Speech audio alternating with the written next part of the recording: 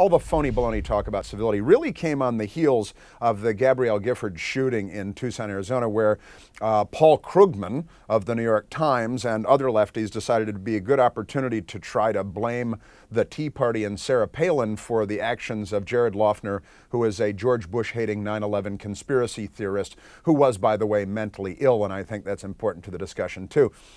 But all of the talk of civility then emerged out of that, and it applied even from the very beginning of the conversation only to conservatives and Republicans, who liberals and Democrats were demanding start behaving in a more civil fashion and change the tone of the conversation in Washington. They never changed the tone of the conversation. They never called on their own people to change the tone of the conversation. It is their side, after all, that accused Sarah Palin and the Tea Party of being responsible in some way for Jared Loughner and his insane acts, for all of these other mythical and imaginary acts of violence committed by Tea Party people, while simultaneously, of course, the left is out in the streets protesting the IMF and burning dumpsters and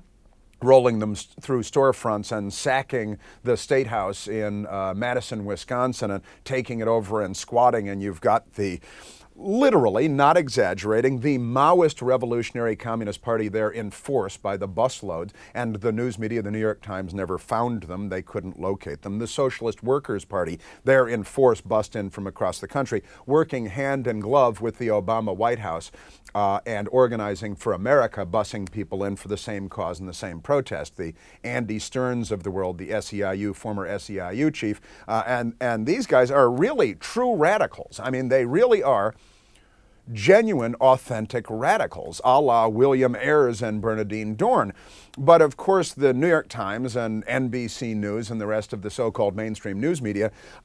don't even notice those people in the crowd, you know, but they try to label the Tea Party as radical, as terrorist, members of Congress literally identifying Tea Party protesters on the west front of the Capitol as terrorists, domestic terrorists, labeling them as racists for showing up, from what I can tell, or being opposed to Barack Obama's very lefty policies. So there's, you know, obviously with the left, what is good for the goose is not good for the gander. And as I'm fond of saying, if it weren't for double standards, they'd have no standards at all.